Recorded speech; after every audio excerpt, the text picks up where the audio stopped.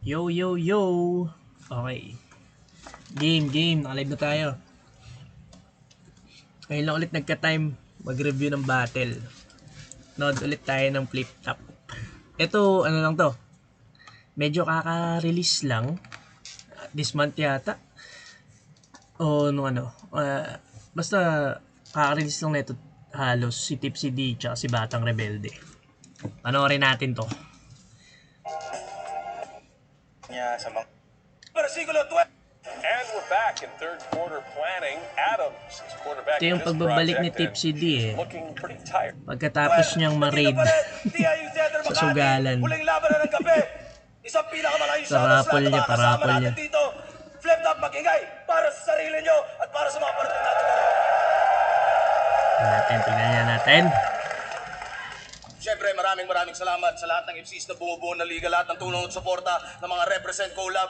Taka na yung mga pinapasot sa akin ng mga ilang sponsor natin, painit ng painit, pinapatayata ako. Shoutout sa Crown Manila, Black Manila, Hype Beat, hindi na sila nag-coin toss. Nag-volunteer si Batang Rebelde na mauna, pumayag naman si Tipsy D. Pakinggan natin to, non-tournament battle ang parating. Pero tig 2 minuto dapat, pagbibigyan natin. Pakinggan natin, unang banat, unang versikulo 12, Batang Rebelde. Let's go! Game? Ako'y nagmula sa bayan ng Alamat at Agimat. Bagamat salat sa pagsikat ay may sapak na kaya kang mapabagsak, kaya dapat ka na mag-ingat. Kada suntok ay may elektrisidad na kaakibat. I'm so ill, kaya parang sinasalakay ka ng daang-daang igat. Ha? Kapag tinamaan, lumpo. At itong taga-bataan ay di na mahahagilap sa lakas ng impact. Yung kaluluwa niya kay Righteous One mapapalipat. Ano? Takbo! Tulad na... Nag-angas agad si Batang Rebelde dito. Intro niya tuloy-tuloy na multis. Ginawa mong pag-iwas sa akin nung ahon 4, sa'yo pa mismo nang galing. Kasi nung 5-on-5, binigyan ko ng malalang hangover. Ngayon ka lang naka-recover? Fuck you! Ngayon tinanggap mo tong battle, dobleng bangungot at sakit ng ulo ang sasapitin mo. The Hangover Part 2! At bakit nga ba... Okay, sige. Medyo baduy lang. Alam mo na na doon magla-landing sa Hangover Part 2 eh. Pero maganda yung inaangle dito ni Batang Rebelde yung parang iniiwasan siya ni Tipsy D since Ahon 4. Tingnan natin. Mo ko pinatulan nun. Siguro natakot kang itaya pati pato, that's why you keep on ducking me. Ilang taon kang nangilag sa akin.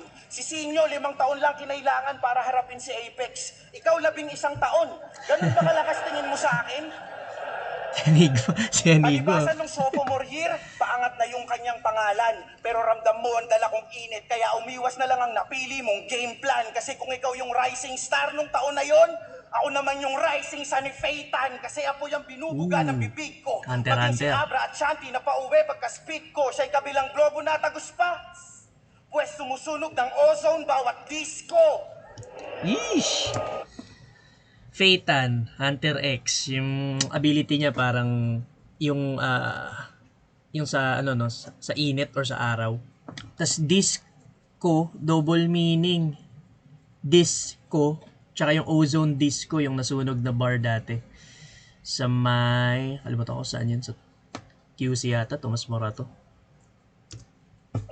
At info, napasa akin na yung kaluluwa niya, magbuhat ng umatra siya sa akin. Kaya magmula nun, isa ka na lang bangkay na walang lamay. At kung bakit nasabi niyang siya si Einstein na nagiging Frankenstein kapag nagalit, yun ay dahil isa ka na lang katawang di bateryang nakaprograma upang tustusan ng pangangailangan sa kanyang bahay. Kaya nga nangangailangan ka ng energy ball para muli kang makargahan at di ka makaramdam ng ngalay. Hindi mo alam, palibhasa na libang at naaliw ka sa iyong pagtagay-tagay, pero ikaw ay isang labing isang taon ang walang kamalay-malay. Grabe si Batang Rebelde dito, talagang talagang ano siya. Naka-battle mode kahit non-tournament battle. Hindi niya inaano si Tipsy D. Tsaka wala pa ako naririnig na na angle ng mga yung sa pagkahuli kay Tipsy D dito Akala ko yun yung pinakagagamiting dito eh. Nakakailang bars na ako, wala pa ring great angle, di ba? Ayun nga. Kasi may nakahanda ng ribatong may malaking pisngi. Akala mo, sasabihin ko yung angle na yon? Aba, syempre, hindi. Pero 2 minutes sa 3 rounds. Pero expected ko nang maglalagay ng extra effort tong unggoy. Kasi kung tingin nyo sapat na yung 6 minutes para i-handle tong bata, mas mahina pa yung kukote mo kay Bugoy. Kaya knock-out tong si unggoy sa punches kong tuloy-tuloy. Pagbagsak, pakiramdam ay lumubog sa kumunoy. At kung magbabalak ng resback ang buong abakadas, huwag nyo nang ituloy. Kasi tong bagsakan ko ay sapat na upang ang buong parokya nyo ay matulad kay Buloy. Sheesh! Kaya bakit ito lang yung hinarap nyo sa akin? Wala pa tong sapat na lakas at lupit. Sana yung nagmamaoy sa FD Live para talagang sagad sa kulit. Lip cram. Okay. Kasi bitin pa sa tama tong tipsy. Hindi pa makasagad ang bubwet, kaya tong half drunk bibigyan ng shot puno. Ang kaso lang Russian roulette. At pagka-blanco ng revolver, bunot ng Aristotle, oo, aim agad ng Glock. I'm so insane, lakong pake, kahit in pain ka natwasakos tonight, I will push Tipsy to his true limit, so take another shot! At bakit ang tagal mong walang battle? Di mo na ba masikmura yung mga match-up na binigay? O tumatanda na at bumabagal yung metabolismo? Hirap nang makatunaw at di makadighay. Pwes di ako gastroenterologist pero sa tamang oras kahihimlay. Kaya I'll be the reason why you'll die just in time. Okay. Round 1, solid pinakita dito ni Batang Rebelde.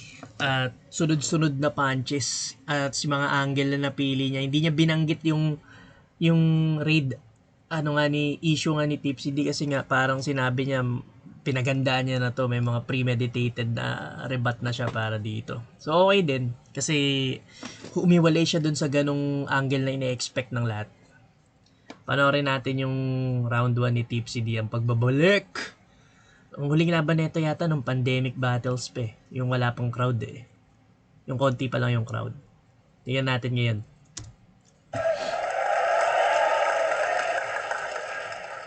Yo! 5-on-5. Oo, tinalo nyo kami. Pero si Saito lang naman nagbuhat nun, kaya yung panalo inyong nakamtan. Baka nalilimutan mo yung nagbuhat sa inyo, nilampaso ko ng 1-on-1.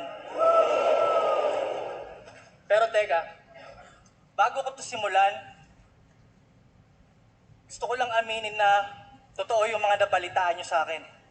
Malungkot man pero totoo. Totoong bumalik ako dahil sa flip-top beer.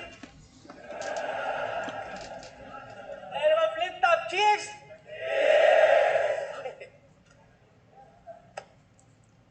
Hindi ako old God.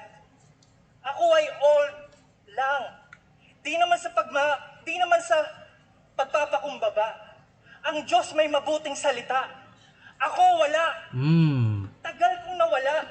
Pero di nyo ko dapat maliitin. 1-on-1 lang to sa rebelde. Sanay to sa madami. Ako dito'y mabibitin. Last battle ko sa korte, Mark Andrade versus People of the Philippines. Joke yun eh. Puta. Joke nga yun. Tagal kong nawala. Tingin nyo sa akin mahina. Alam ko na gusto nyong palabasin. Binigyan nyo ako ng gym instructor upang muling palakasin. Ano ba kayo? Electrifying pa rin to. Enerhiya ko'y apparent. Kahit itest nyo aking linya, ako'y uubra sa current. Patama to ay GL. Saan natin sisimulan? Line marking? Meron tong sikat na linya. Nakita ko sa papel ang kamatayan mo. Pay-per-view.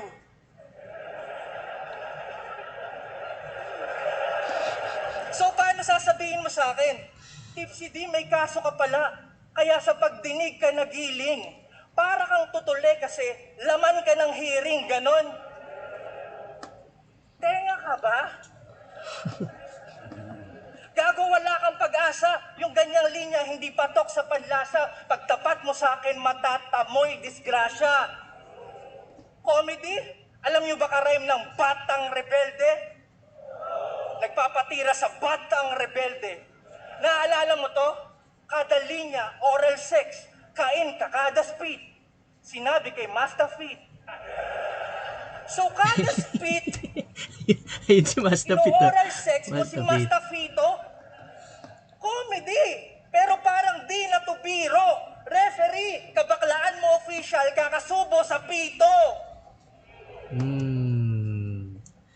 referee, Mastafito. Pito, nickname ni Mastafito. Okay, referee. Sige. Wordplay? Bata, young, hindi na umabot maturing. Napakatagal ng bata, young, rebelde, di pa rin bata, young, matuturing. Tumigil ng mundo mo sa pag-ikot, wala kang evolusyon. Paano ka naging rebelde, wala kang revolusyon. Pag-ikot ng mundo, revolusyon. Happy birthday! Pero hindi yung pagbate, pagkus pamamaalam sa iyong dadanasin.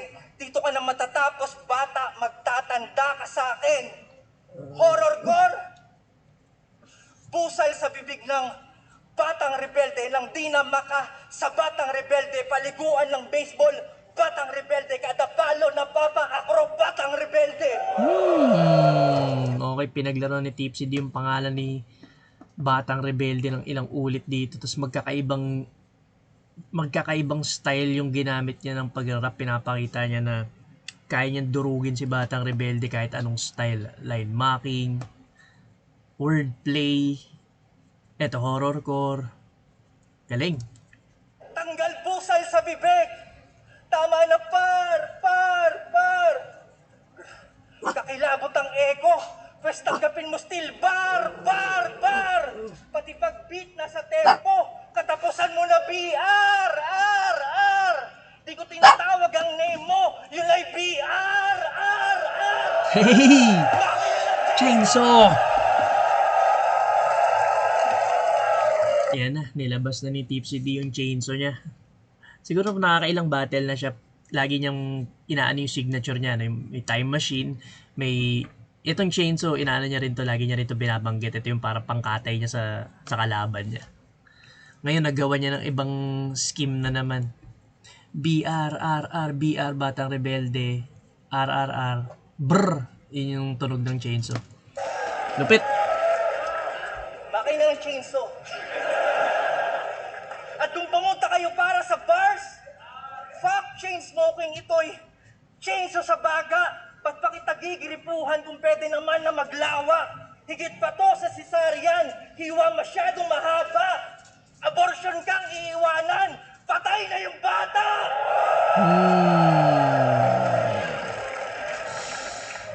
Di ba tapos? Tapos na. Okay.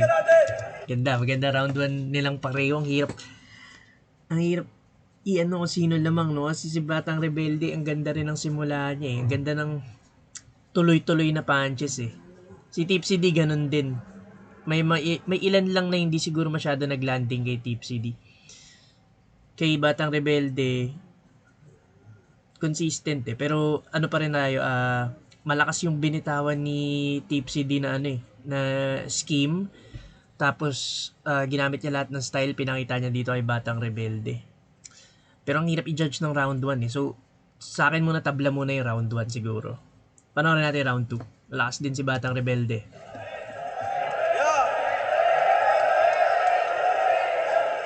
Puta. Yun, ads muna. Solid. Yo, yung nagbuhat daw sa amin ng 5-on-5, tinalo niya ng 1-on-1. Eh nung kataga si Saito, tinalo ko din naman. Kakampi mo yun. Hindi nga mga kakampi pinapatay ko. Inira yung kakampi, panis. Tsaka wag nang hanapin yung wala. Anong pakiramdam ng wala? Yan ang palagi niyang sermon. Alam mo, binasa ko ng mga autistic mo na fans. Pasalamat kayo, di ako pumapatol sa mga meron. Pumunta ka dito, walang saksak sa katawan.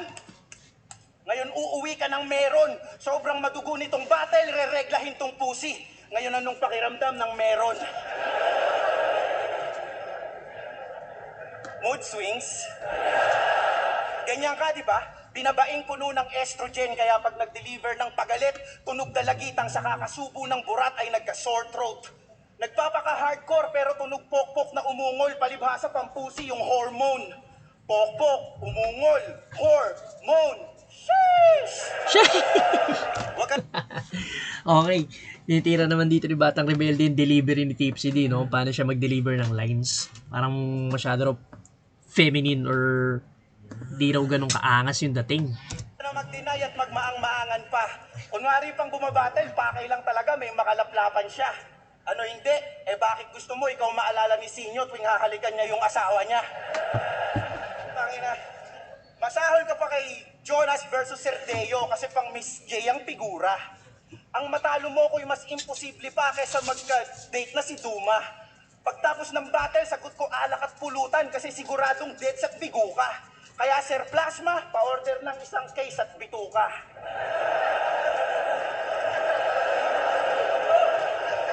Inubo na pa yung mga linya ko no? Butang nan to sabi mo nga kay Sequence, wala na ako sa Prime, Decepticon na ako, ha?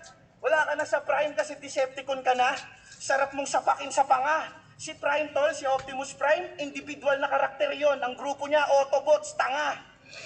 Pero ang punto, itong between ng bataan gustong maging Decepticon, pues matutupad yan sa aking rhyme scheme kasi itong Soundwave ko, Bone Crusher, mapapasigaw ko sa sakit and that's how you make a star scream. Okay, nag-reference si Batang Rebelde. Hindi masyadong naano ng crowd. Mga hindi fan ng Transformer siguro. Pero mga Transformer references yung binanggit niya rito. Starscream. Between ng bataan. Okay. Pati yung linya ni Chris Dilanong madumi pa sa dirt, pinuna pa nito. Pero may malaking butas ka doon, Tipsy. Pinuna mo yung madumi pa sa dirt, tapos gumawa ka ng Pimp Your Food kung saan lagi mong sinasabing, madali pa to sa easy. Diba? Hipokritong magnanakaw ng ideya. Gago, matagal ka nang sinitad ni Looney dyan sa katangahan mo. Pero patuloy na nagbulag-bulagan to. Kakagamit lang ng chainsaw, pero ba't di mo maputol yan dambuhalang trosong nakabara sa mga mata mo?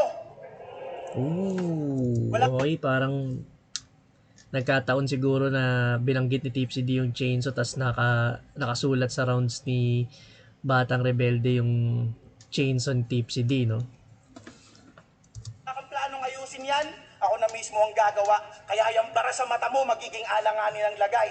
Gojo Satoru versus Cursed Spirit na si Hanami. Puwersahan ko yung bubunutin gamit ang aking mga kamay. Kaya chance sa...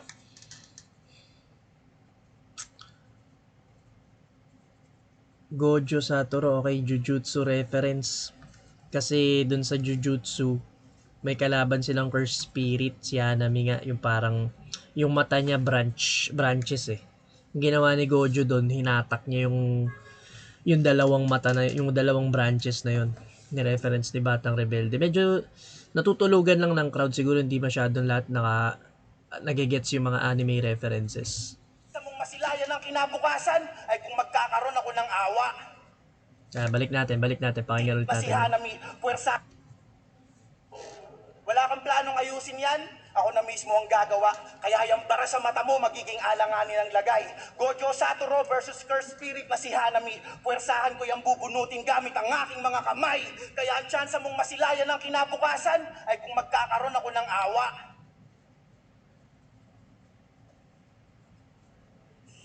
Sorry, nakalimutan ko na kasi kung paano maawa. Kaya ngayong gabi, ako ang inyong titingalain. Dahil aking titiyakin na itong aking kalaban ay titibagin. O let's get one thing straight. Hindi tungkol sa ngipin mo yung punchline. Kaya tunog tit, tit, tit. Yun ay dahil iiwanan kitang flatline, bitch.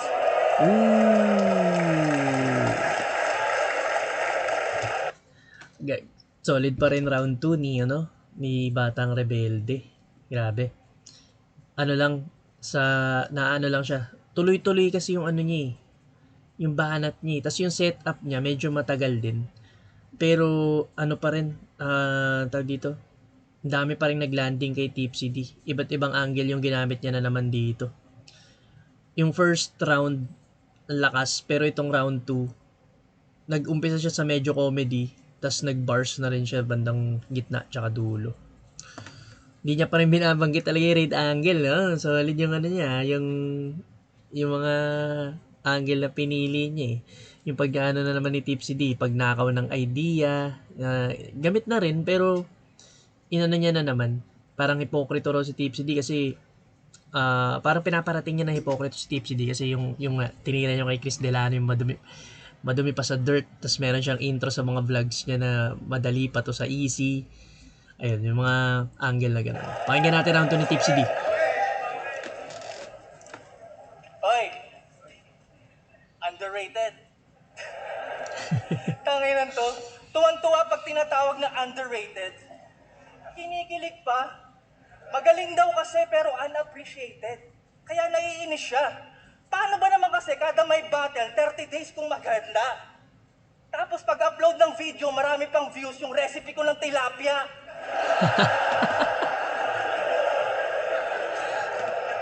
Underrated ba talaga? O sadyang sablay ka lang bumuo ng linya at konsepto? Hindi ka entertaining, yan ang katotohanan konkreto. Kung construction lang, mas nakakalibang papanoorin yung naghahalo ng simento. Ang hilig pa sa basketball, lampa naman pag sinalita na. Ba't ba hawak ko to? Lampa naman pag sinalita na, bawat word, yung crowd parang black ni Lebron kay Iguodala, tamang board.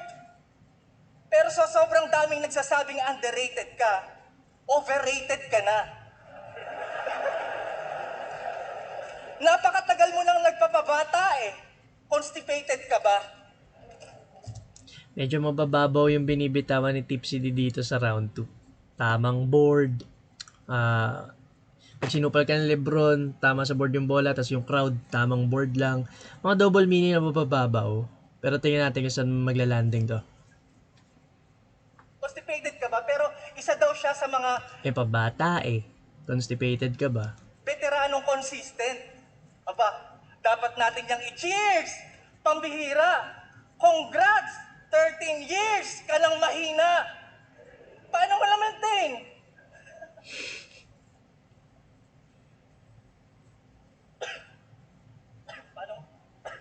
Paano mo na-maintain? Oh, gago! Yun na yung punchline kung di mo nabatid. Kasi yung choke ko parang karir mo ang tagal na sa mid. Re-react si EJ Power tsaka si K-Rap sa likod. Fake joke. Ganun pala yun. balik natin. Umakting pa eh. Kung di mo nabatid. Kasi, oh, Yan natin. gago! Yun na yung punchline kung di mo nabatid. Kasi yung choke ko parang karir mo ang tagal na sa mid. Double meaning. Karir ni Batang Rebelde nasa mid-tier. Nasa mid. Yung pag uminom ka ng tapos nasa mid ka.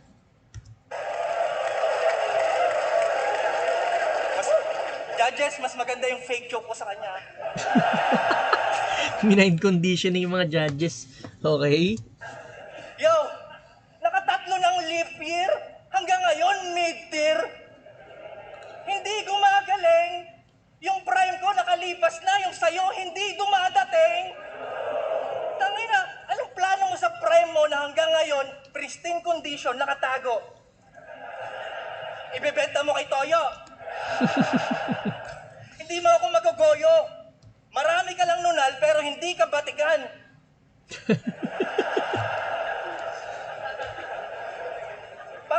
Pangalan niya, Batang Rebelde. Ano nga ba dahilan? Sa kanya mismo nang galing. Tutol yung mga magulang niya sa rap, kaya siya nagrebelde. Grabe, galing. Ba't sinabi mo kay Sinyo kung pag-rap lang aatupagin niya, wala siyang mararating? So, dis ba yun o payo sa sarili? Kasi kung ngayon ko titignan, ikaw yung naiwan dyan at nanatili. Ngayon di mo matanggap ang sinapit ng buhay mo. Rap kasi ng rap, di ka nakinig sa nanay mo. Inuna kasi magmaktol. Alam nila sa pag-rap, di ka giginhawa. Kapakanan mo lang kanilang iniisip, bata, pero di mo yun naisip. Bata kasi ikaw ay isip, bata. Ano ba kasi pinaglalaban mo? Yung mga reference mong ikaw lang nakakaalam? Para kunyari, malalim yung flex, tapos sisisihin yung audience kapag di nila na-gets? What the fuck? Tangina, ba't di mo gamitin yung crowd reaction pang critical damage? Pwede naman mag-bars gamit ang general knowledge. Di ba? O ito, general knowledge tayo ha. Isigaw nyo kapag alam nyo yung rhyme. Game? Magdasal ka man, di ka na masasalba ng saving grace. Bilang ng mga araw ng week na to parang 7. Days. Di ba? Delivery mo, tinabunan. You can speak louder. Mahina talaga pag nakalibing na 6 feet. Under. Tangina, basic flow tumapos sa karir. Nitong pangpang sa high tide. Kaya ka magdi-disappear. Parang high. 5. Maiksing setup pang knockdown. Walang effort. Parang shortcut sa pag-shutdown. Alt F. Dapat kang sunugin, silaban, to the highest degree. This is how tip CD burn na parang MP. Tangina, nakita niyo yung pattern? Magkakasunod. Walang tsamba. Puro good points. Organized crime. Parang mafia. Ngayon, alam mo na ang susunod na numerong tatama. Hindi ito wild punch. Tawag ko sa linyang to sa itama. Tapos ka sa 1. This is ganito mag-rhyme si Tipsy D. Ganito mag-rhyme si Tipsy D. Relasyon ka sa audience intact. Higit pa to sa punchline. Ito ay audience impact.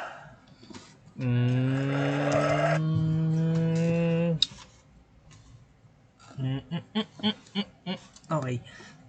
Round 2 ni Tipsy D, hindi ganun ka sa akin hindi ganun kalakas. Parang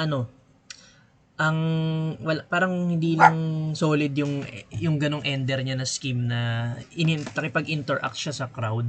Ang hina lang ng mga setup tsaka punchlines niya doon.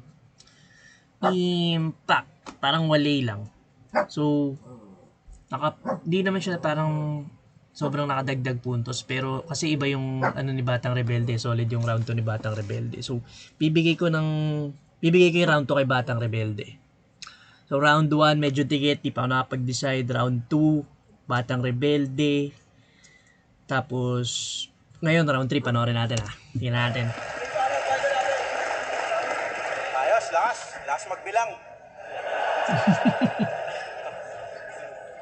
Gago, di mo ba alam marami ng ligang nagsultutan dyan? Pero hanggang ngayon, dipta pa rin yung number.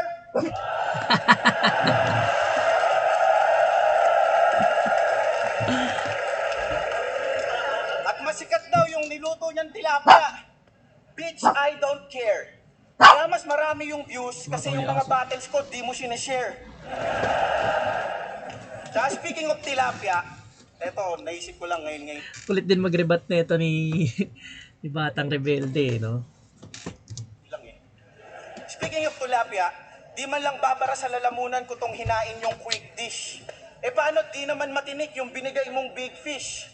Oh, akala ko ba nakikinig? Di ba madali pa yun sa bugtong? O baka kailangan ko pang i-replay? Ang sabi ko, big fish, di matinik. Anong tawag doon? Word fillet. Word fillet. Ganyan ka, di ba? Kaka-wordplay, apektado na yung relasyon neto. Inutusan siya ng misis niyang gumawa ng sandwich. Alam niyo kung anong dinala niya? Mangkukulam sa disyerto. Medyo corny. Yung misis mo kasi, bobo din no? Yung misis mo kasi, bobo din no? Umayag agad sa yung engagement. Di nag-isip, umuo agad, di na inalam what the engagement. Ganun siya mag-wordplay Minamak ni Batang Rebelde ni Tipsy D dito. Para may line nga si Tipsy D, alignment naman. What the line meant. Ngayon ginaya niya engagement. Pero kaya ka lang naman niya pinatulan kasi fetish niya yung malalaking ngipin. So, sobrang weird nung bitch. Shit. Gabi-gabi bago kayo magsiping, ikaw pa yung sinasabihing, oh, Tipsy, let me see those big tits.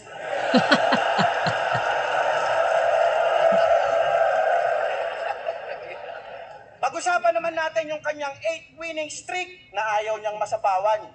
Masyadong iniingatan. Kaya si Tarantado, namimili ng kalaban. Hindi.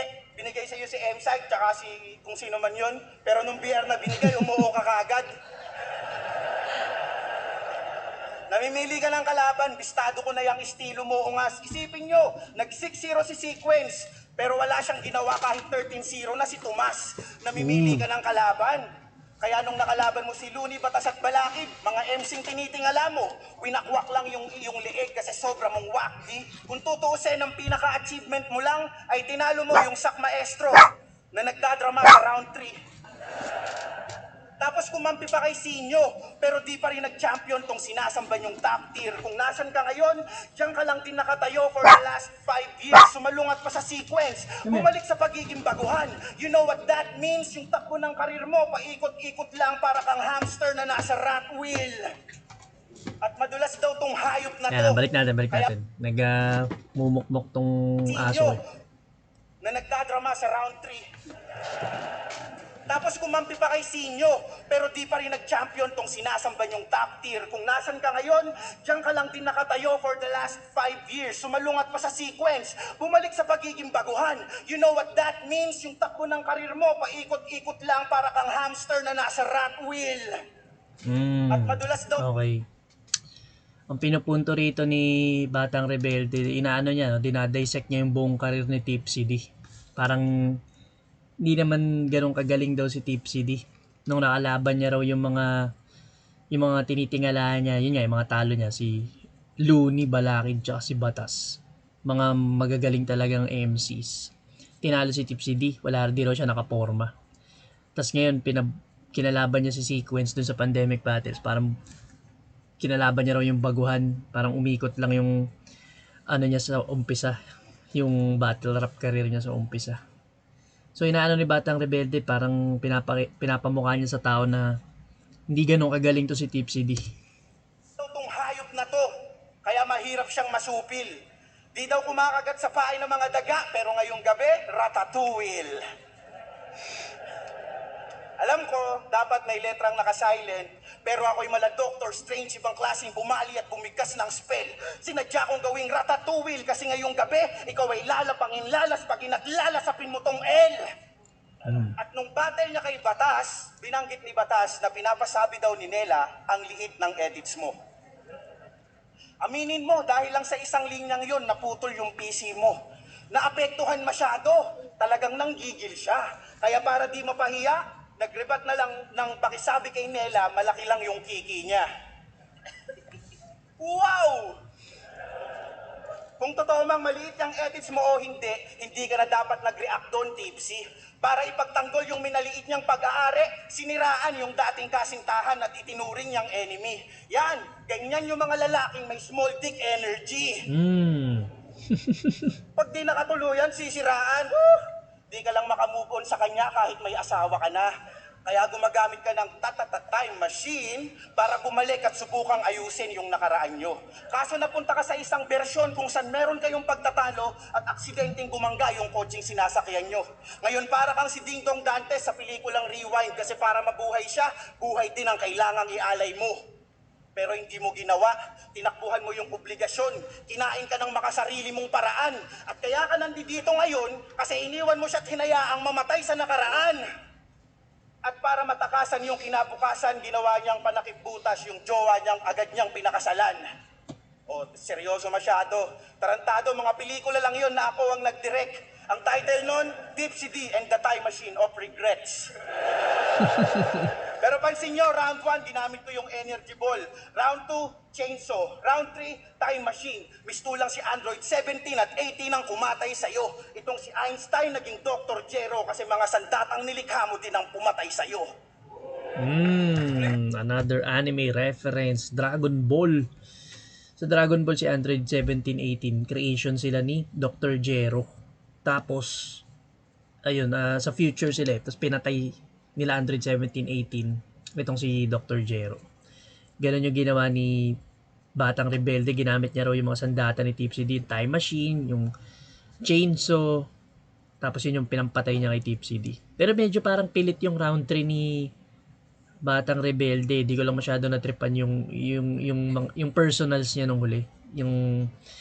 Yung sa asawa ni Tipsy D, yung kay Nela. Ex yata ni Tipsy D yun. Tapos, ano pa ba? Yung mismong setup, medyo mahaba na naman. Tapos doon magla-landing. Pero maganda yung yung dulo. Hindi ko lang nga alam kung masyadong nagets ba nung crowds yung crowd yung Dragon Ball reference na yun. Pero overall, okay din tong round 3 ni Batang Rebelde. Pero para sa akin, round 1, yung pinaka-solid niya talaga, puro bars yung sunod. Ngayon, panoorin natin last round ni Tipsy D bago natin i-judge. Husgahan tong battle. Yo! Malito, edits ko. Ang mahalaga, effective. Kaya nandito pa rin ako at nagfe-flex. Dalawa na anak ko sa misis ko, partida, 2 beses pa lang kami nagsisex.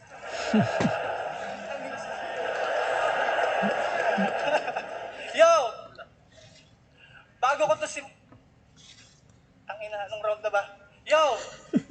Bago ko total round 3 na, last round na, may sasabihin lang ako. Ang dami ko kasing natatanggap na komento na kaya daw ako umalis kasi hindi maganda pamamalakad dito. Gago. Mga hindi ba kayo na-inform? Flip top ang dahilan kung bakit meron akong platform. Kaya pwede ba? Huwag niyo akong dinadamay sa mga chismis niyo sa liga. Mula nung ako'y rookie pa lang. Walang pangit na pinakita sa akin si Enigma. Bukod kay Batang. At hindi ito usapin ng pera. Aba, malaki TF ko dito. Kaso di ko to ginawang trabaho. Ito'y libangan ko lang at aminado na wala ang hilig ko dito. Ganyan talaga pag tumatanda. Nagkakapamilya. Naiiba ang sequel. Hanggang sa pinulabog niyo ako ng Tipsy D, balikan na old god. Tangina kasi nung GL. GL naman. GL kasi. All out ka ng call out sa mga old god eh. Binubulabog mo si Tipsy D ha. At lalong wala akong pake sa pustahan. Di ba na-raid nga ako sa pasugalan?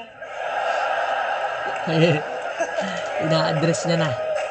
Kaya kahit bias man lang judging, hindi pa rin ako kayang matibag. Ba't ako matatakot sa luto kung pwede ko namang i-body bag? Game? Itong rebelde na NPA, mahilig daw sa NBA. Malas mo na tapat ka sa comeback. 2016 LBJ. Kung ikaw ay old god, ito ay sham god. Anong kahulugan? Ito'y crossover sa veterano kaya ka napag-iwanan. Pinagtatawanan, parang Shakti na fool. Punches ko, Draymond Green pag bumanat sa pool. Jordan Poole sa pool, in your face na ang suntok ng bar. Di pa rin madepensaan ng hook mala Abdul Jabbar. Kaya step back ka na sa battle rap. Matter of fact, take another step. Kasi wala ka namang bilang parang gather step. Pero mabibilang, nga ba to sa mga tinalo ko? Alam nyo na answer dyan. Mala Steph Curry, pagkatapos nitong 3 walk away, alam ko lang counted yan. Pero job's not done. Di ba mahal yung ticket? Sulitin natin. Kailangan. Solid yung ano niya. NBA ni Tipsy D, napakadami niyang binagsak dito na NBA references. Tapos pasok din sa sa lahat kay Batang Rebelde, naglanding kay Batang Rebelde. Solid. Tawag dito. Pati yung job's not done. Sinabi niya nung huli, kala mo wala lang, pero sinabi yun ni Kobe. Pa ba to? Crossover, Sham God, 2016 LBJ, yan. Dami. Balik natin ng konti. Tapos itong 3 walk away, alam ko Curry, lang counted step yan. back. Pero job's not done. Di ba mahal yung ticket? Sulitin natin. Shout out sa mga nagpakalat na scammer ako! Para lang mapansin. Pues wala ko dito para mang-scam. Nandito ako para mag-scheme. Pasensya na kung walang permit yung raffle live stream. Pero buti na lang sa flip top, legal bumunot on screen. Lucky number, 4-5. Ito si Sid, ito si Ali. Bang, bang! Uulan ng barang umaabot ng siyam-siyam. Hindi kawalan pag nawala kang ban-ban. Hindi maaalala parang mayor ng Bamban. Ooh, grabe bars na to. Grabe na yung bars ni Tipsy D dito. Binubugbog niya na si Batang Rebelde. Dito niya talagang pinapakita na yung dating Tipsy D. 4-5. Tapos yung scheme niya, yung sa raffle. Okay, bubunutin ko itong 4-5. Bang, sit, ali, bang, bang. Di matatandaan, parang mayor ng Bang Ban. O yun yata yung kaya mayor ni si Alice Guo eh. Yun, siya yun. Naalala ko lang kanina yung sa yung sa NBA na reference niya, kasama din dun yung kay Jordan, yung kay Draymond Green, yung sa pool. Parang nasabi na yun ni Cripley. Alam ko nasabi na yun ni Cripley. Sa poolin. Parang si Cripley nga yun. Ganto ang tunay na kulay na lumaki sa farm. Si Alice Guo. Rebelde ng sunscreen. Hindi takot mabilad, daig pa tamaraw. Kung laging palaka ka, ikaw lang kumukokak sa tag-araw. At wala akong pake kung ikaw nagpaumpisa ng Flick G bars. Ba't hindi sa'yo pinangalan? Dahil dyan, papasok ako sa inyong tahanan. Pagpasok ko, iiwanan kong bukas yung pintuan. Pagsigaw ng, lalabas yung aircon ng nanay mo, kukwelyuhan ko at sasabing, edi habulin mo.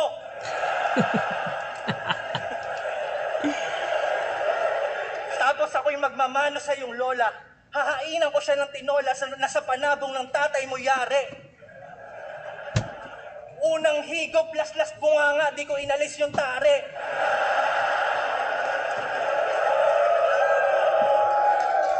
At yung pamangkin mo na toddler, bibigyan ko ng iPad, naka-play yung Battle yun ni Fonger. Bibigyan ko rin ng dede para busog. Dinuraan ko yung gatas, puwera usog.